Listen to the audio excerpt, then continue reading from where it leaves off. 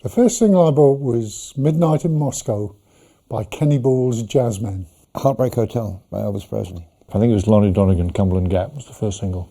First single I bought was Marty Robbins, El Paso. It was Little GTO, a surf hot rod song. I was a kid, and I think it was 69 cents to buy the record. I traded a bunch of used bottles, you know, the glass bottles that you find on the side of the road. I had put those all in the basket of my bicycle and went up there and got the money and then went to the store right next to it and bought that. First show I really, it was definitely Cliff Bennett and the Rebel Rousers in West London. I remember being in school, seeing the package tours coming through, and I remember going to see Little Richard do his act on stage, pretending to have a heart attack and getting up in the middle of it, and all the music had stopped, and someone came to the microphone, is there a doctor in the house? And you think, oh my gosh, you know, I'm seeing a real dramatic moment there, and all these people bending over the inert form of Little Richard on stage, and suddenly he just leaps out of it and goes, wah, ba, and the band kicks in. And never forget that. The first music show I attended was Lionel Hampton's big band at the Sunderland Empire in 1958 or 59, I think. It was absolutely one of the most amazing things I ever saw. First show I attended was a Birmingham band called the Red Caps. The first show was the Kingsmen that did Louie Louie. Don't. And it turned out the band was really good. I could live without alcohol, but I couldn't live without coffee.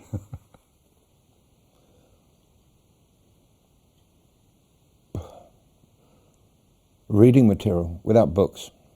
I couldn't live without books. Everything. Saying goodbye.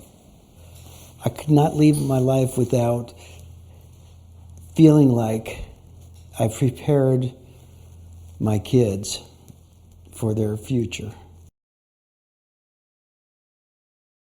Somebody else's misfortune, I know, probably, but that's my wicked streak.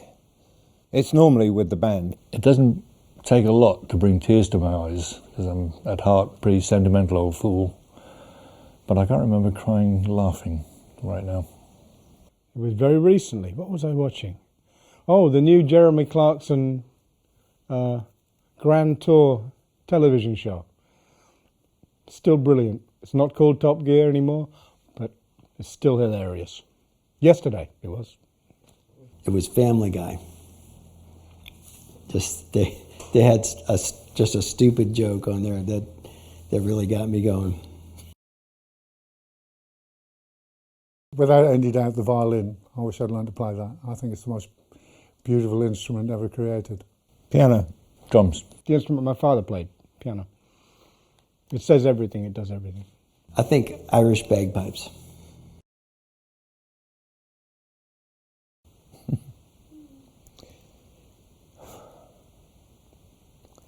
I don't know.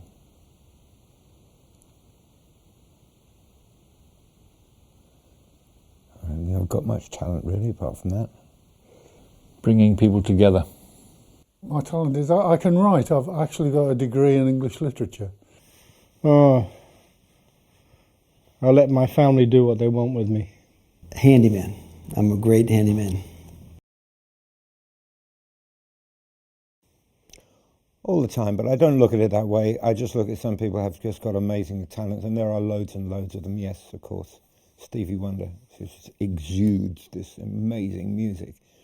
And I love people because of their personalities. It's not always about technique or anything else. There are several. Bob Dylan probably being top of the heap. Ry Cooder, Lowell George. That'll do. The musicians I most admire, mostly jazz musicians, Bill Evans on the piano in particular. His talent was so amazing, and the way he played was so immediate and so intense and so deeply thought that it just makes you feel very humble when you hear it. You know, when you're talking about guys like that, you just go, oh my God. Oh, there's many, but we forget the ones that have left us, the Buddy Rich and all that sort of people. They're glorious, but they're not here anymore. But if I look to a drummer, somebody like Steve Gadd, I would bow to and say, that is perfection. I think I love being around people that do great things because it inspires me. And it doesn't even have to be in music, but it just so happens that I meet and work with lots of great musicians that do inspire me.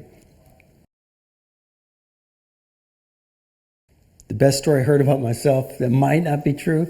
There was a story going about a year or so ago that I was the richest person in the business. Worth millions and millions and millions. I don't think that was true. Of course, it might be true, I don't know. But I don't know much about money. I may have put a bet on once and it accumulated, who knows? But that's the biggest not true story about me. that I've got a daughter in Japan. There's a funny little clip on YouTube, and I think the title is Ian Pace Drunk. I wasn't, but I was pretending to be drunk, and it was a little camera shot backstage where I'm having a drunken rant at everybody in the studio, in the dressing room. And I watched that back, and it makes me laugh, because it's just so funny.